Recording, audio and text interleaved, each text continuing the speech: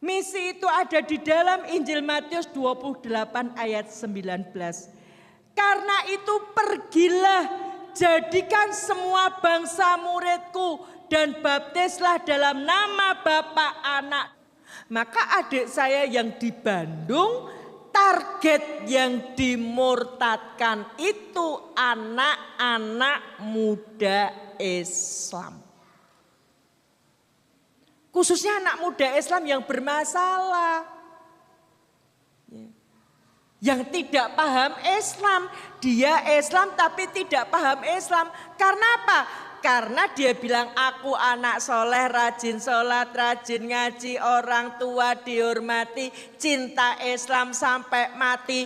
Islam, Islam, yes, kafir, kafir, no. Itu hanya ketika TPA sama TK. Lulus TPA, lulus TK. Aku anak salah, tidak sholat, tidak ngaji, SMS-an, Facebook-an, game online-an. Ya, coba toh. Di gereja itu saya tanya teman saya yang Kristen, nggak ada tulisan matikan HP-mu, yang ada di masjid. Karena wong Islam itu lepas HP hanya ketika tidur sama mandi tok. Ya. Ya toh. Sekarang bayangkan bagaimana Islam ke depan kalau anak muda Islamnya seperti itu. Orang tua dihormati cah cilik. Anak muda yang sudah remaja, orang tua dicuekin. Orang tua sekarang itu kasihan, kayak mesin ATM jalan. Dibutuhkan ketika butuh uang. Duk salat, le salat mengko. Saya tanya ibu-ibu, nyuruh anak sholat gampang apa susah, Bu? Gampang apa susah, Bu? Gampang apa susah, Bu? Anaknya siapa, Bu? Anaknya sinten niku? Anaknya sinten, Bu? Bayangkan, nyuruh anak sholat itu sekarang susah. Ya. Islam, cinta Islam sampai mati cah cilik. Remaja cinta pacar. Coba umur 14 tahun belum punya pacar galau. Yayangku cintaku maihane, kaulah segalanya untukku. Coba. Islam, Islam, yes, kafir, kafir, no, cah cilik. Islam, Islam, yes, kafir, kafir, no. Yang remaja, Islam, no, kafir, yes. Buktinya apa? Tahun baru Masehi, besok lihat tahun baru Masehi. Siapa yang paling banyak berangkat tahun baru Masehi? Anak muda Islam. Happy New Year. Konsolat gak mangkat, Happy New Year. Pada tahun baru Masehi itu perayaannya orang Kristen.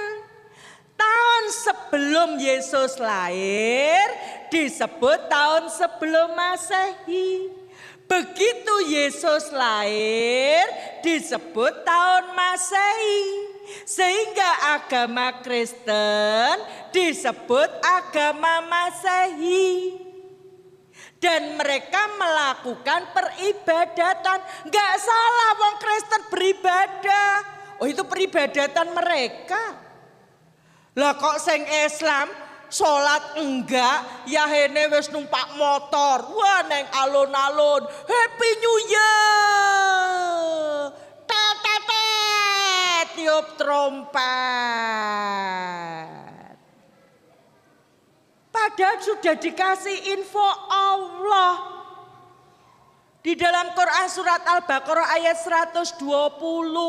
Walan tardo angkal Yahudu walan nasoro hatta tabi'a millatahum, orang Yahudi, orang Nasrani.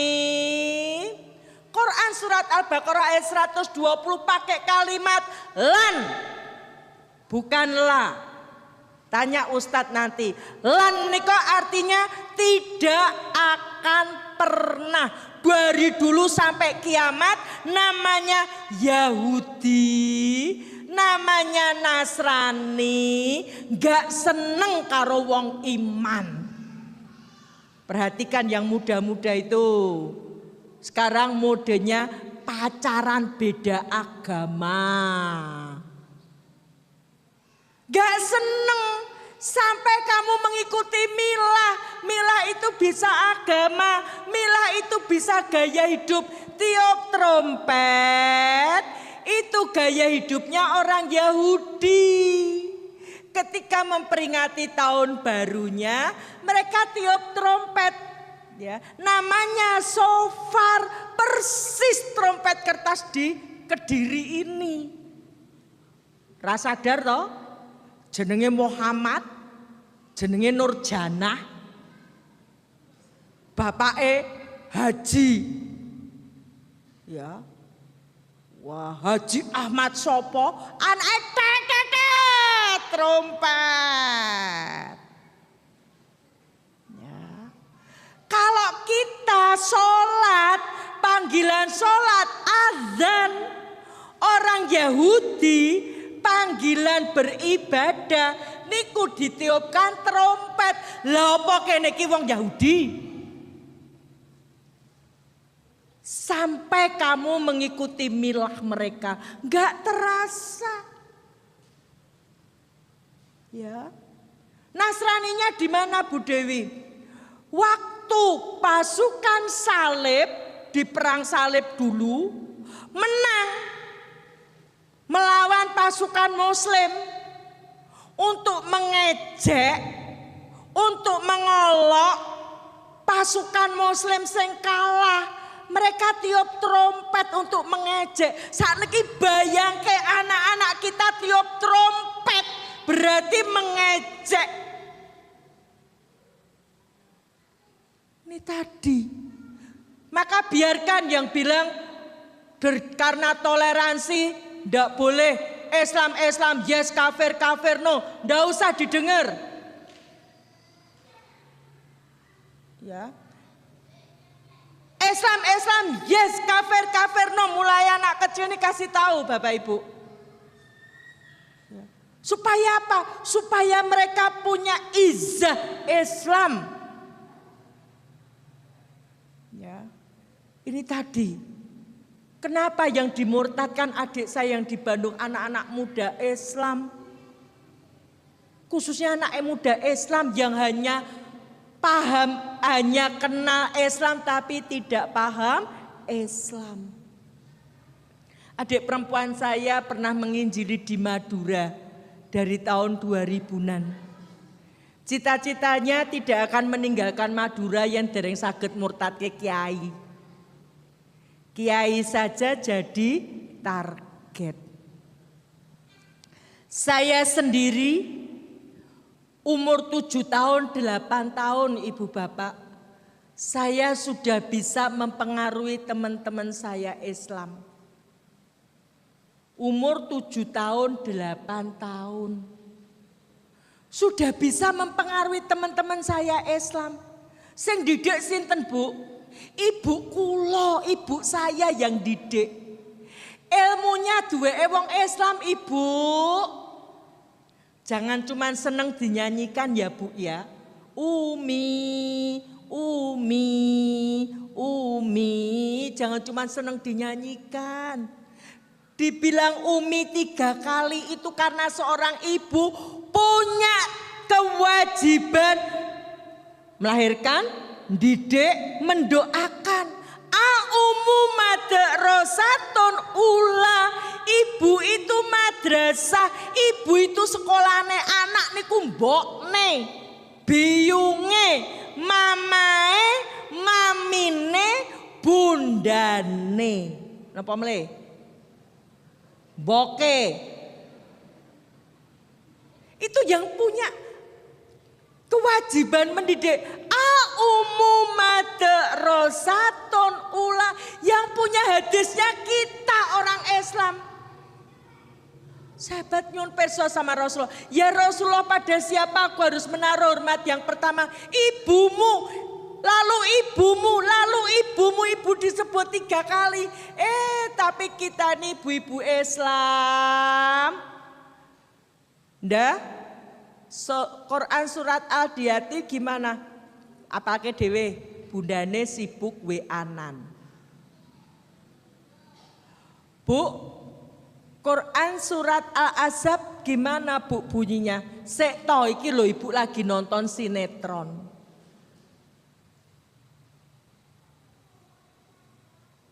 Peran kita diganti ibu. Kita ini tanpa sadar memasukkan setan kotak besar ke rumah kita. Apa? TV.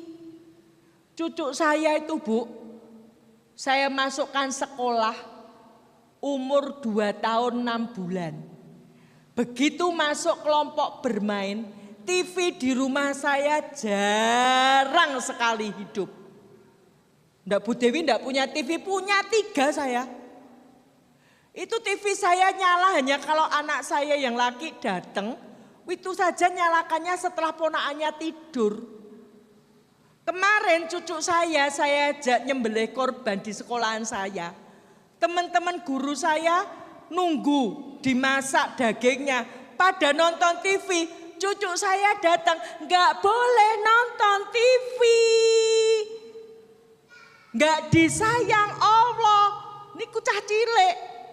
Ini tugas ibu didik. Ora kok malah ibu asik nonton sinetron. Yang kedua, HP niku lho Bu. Cah sementen cekeli HP ibu, rusak otaknya, rusak. Saya Ramadan kemarin ngisi pengajian di Ndelanggu, Jawa Tengah Bu. Salah satu jamaah itu anaknya umur 4 tahun gak bisa diajak komunikasi. Untung dia orang kaya, diperiksa ke dokter kemana-mana ternyata saraf otaknya rusak. Sebabnya apa? Anak ini mulai umur 2 tahun ngegame sehari lebih dari 4 jam. Rusak otaknya. Nangis kayak game, dia main game seharian. Cah cilik dolanan Android itu kan boe to sing gaya. Cah cilik kok kayak HP itu yang rasa gaya mbokne nggak ada. Ibunya mau pamer, kilo bisa beliin Android. Ya. Kecuali untuk pembelajaran silahkan. Lagi cekeli HP. Kalau HP-nya isinya murotal silahkan. Iqra silahkan. Lagi isinya game. Rusak anak-anak. Ini salah satu cara musuh-musuh Islam menghancurkan kita umat Islam.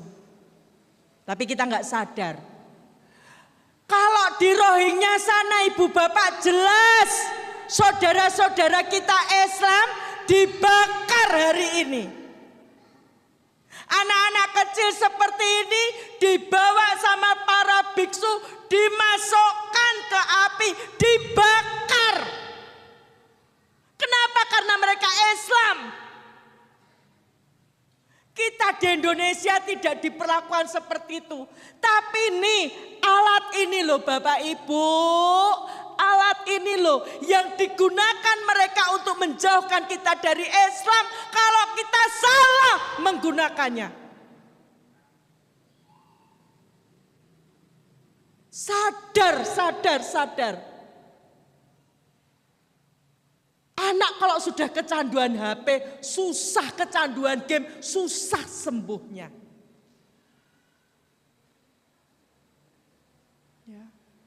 Saya umur 7 tahun sudah bisa mempengaruhi teman saya Islam. Siapa yang didik? Ibu saya. Kalau minggu Ahad ibu saya bilang, ibu ke gereja, kamu sekolah minggu.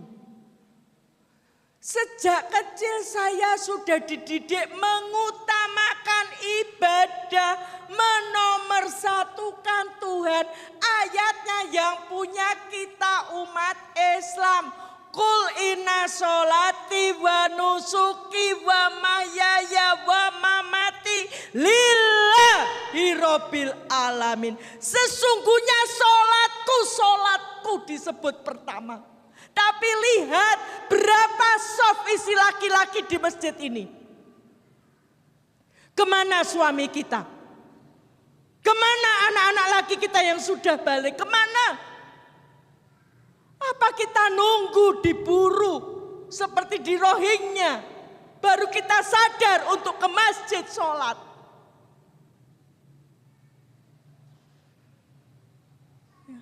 Sesungguhnya sholatku, ibadahku, hidupku, matiku hanya untuk Allah. Allah yang nomor 1. Ayatnya yang punya kita. Saya masih ingat ibu-ibu, saya kelas 1 kalau enggak kelas 2 SD. Pagi itu hujan. Saya bilang sama ibu saya, Bu, enggak usah sekolah minggu ya. Ibu saya bilang, mangkat sekolah minggu iki payung. Sekolah minggu itu TPA-ne wong Kristen. Ya. Saya bilang, ibu hujan. Payung itu dipukulkan saya patah jadi 2. Kalau sekarang mungkin ibu saya sudah dilaporkan ke Komnas Perlindungan Anak. Jangan lihat bagaimana kerasnya ibu saya memukul saya. Tapi lihatlah bagaimana kerasnya ibu saya mendidik, menomorsatukan Tuhan. Jadi kalau bukan hidayah Allah saya nggak mungkin masuk Islam. Umur 7 tahun ibu saya sudah bilang, sekolah minggu, ajak teman-temanmu yang Islam pergi sekolah minggu. Umur 7 tahun saya sudah bisa mempengaruhi teman-teman saya Islam. Yen minggu kalau jak sekolah minggu, saya iming-imingi roti. Akhirnya teman saya Islam ikut saya sekolah minggu, bahkan dibaptis jadi Kristen. Usia remaja ibu saya bilang, silahkan kamu pacaran. Suruh pacaran Bu, Pak. Tapi kula mboten entuk pacaran kalih wong Kristen. Yen pacaran kalih wong Kristen diputus. Suruh pacaran sama siapa? Sama orang Islam. Tapi saya enggak boleh masuk Islam. Teman saya yang Islam yang tadinya rajin sholat, rajin ngaji, rajin ke masjid, setelah bergaul sama saya, enggak ngaji, enggak sholat, enggak ke masjid. Saya Natalan ikut, saya tahun baru Masehi ikut, saya pesta makan babi teman saya yang Islam ya ikut, saya pesta makan anjing teman saya yang Islam ya ikut makan anjing. Saya sendiri loh, perempuan lagi. Sementara teman saya laki-laki, mereka lebih banyak dari saya. Usia menikah, saya nikah sama ketua pengajian yang saya murtadkan. Ketua pengajian sing kula murtadke, tapi bukan suami saya sekarang, suami saya yang dulu. Ketua pengajian yang saya murtadkan. Dan dia seorang aktivis mahasiswa Islam. Kenapa Bu?